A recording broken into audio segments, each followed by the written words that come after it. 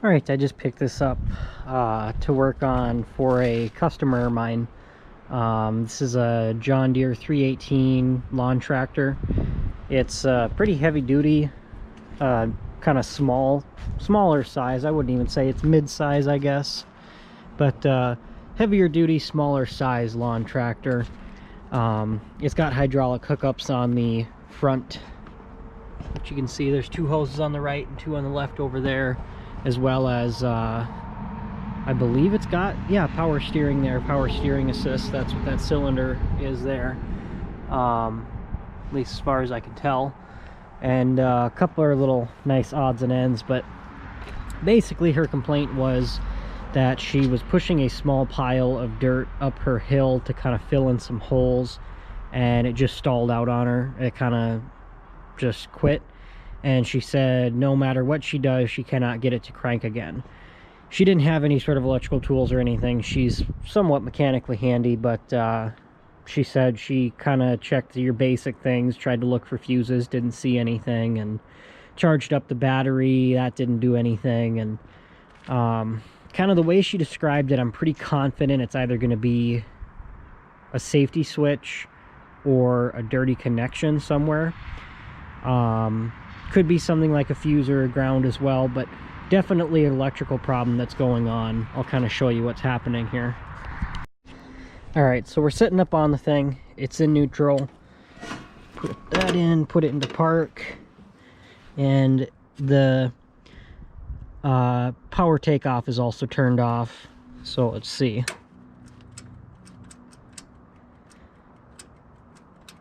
Nada.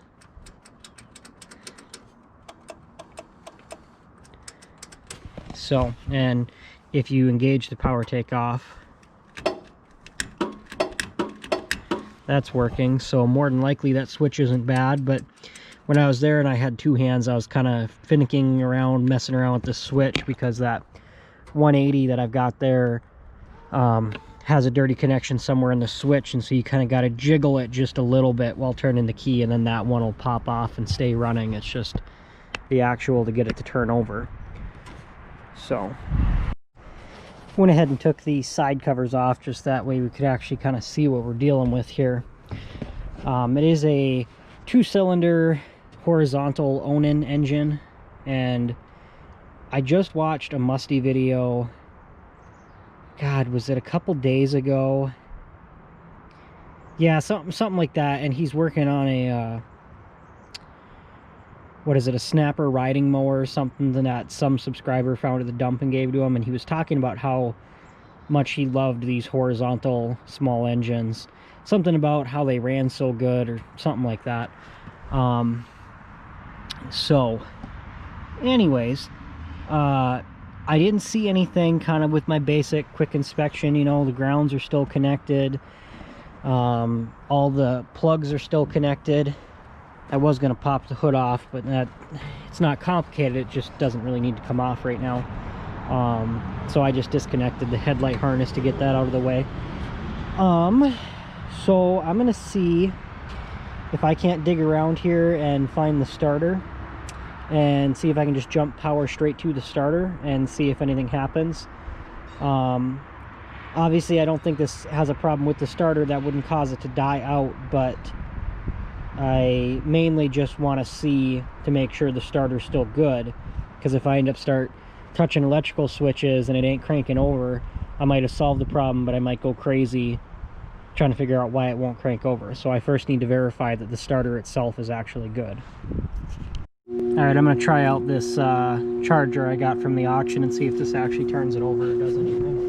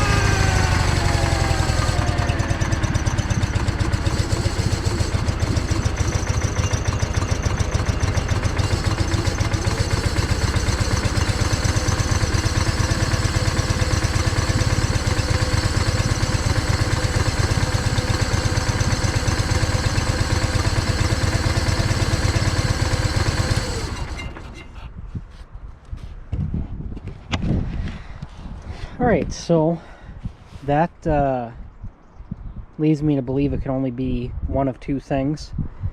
Either something, like I said, a safety switch is not sending the right signal, or it is sending basically a ground or something to the starter solenoid, because the starter on this, it's just, that is the positive wire right there. You power direct to that.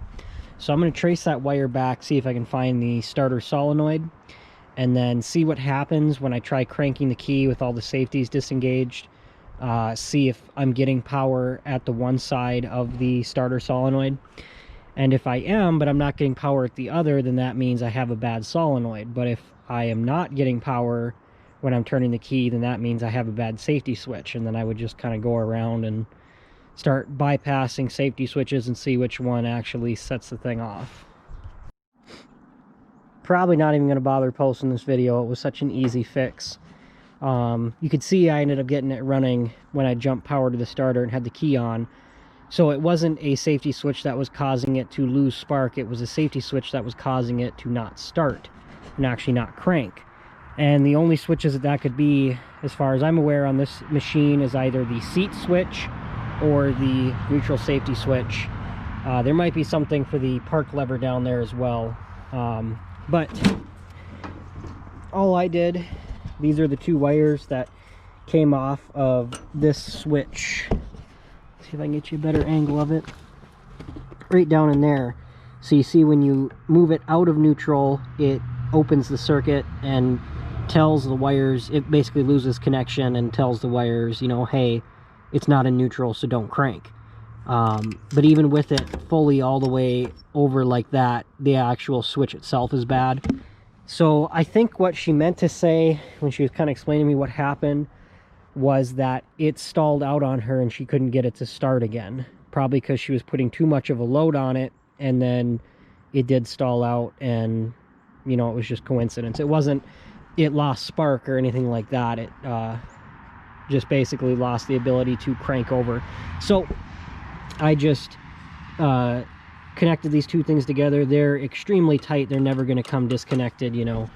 And I'm going to wrap them in electrical tape just to make sure, in case for whatever reason it needs to not sense a ground in order to crank, basically.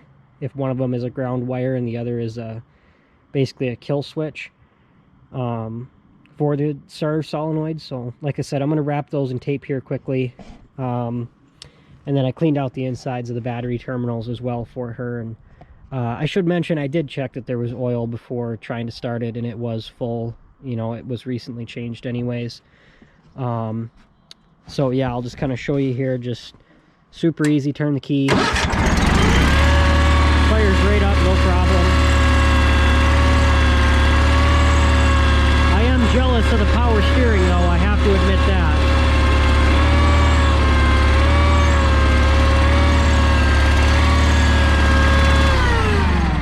But yeah, like I said, it was just a piss easy fix. I just charged her 40 bucks because I had to go get it on my own trailer, and she lives about 10 miles away.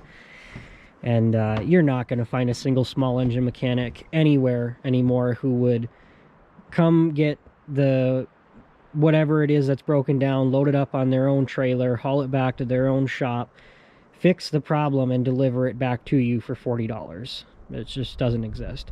The only reason I'm doing that is because she gave me a really good deal on the boat that I ended up buying from her last year. So yeah, no, she's happy with the 40. She wanted to pay more, but I told her it was such a simple fix. So I'm just going to go ahead and strap the hood back down here, clean all my tools off it, get my trailer hooked back up to my truck, and run it out there and drop it off. So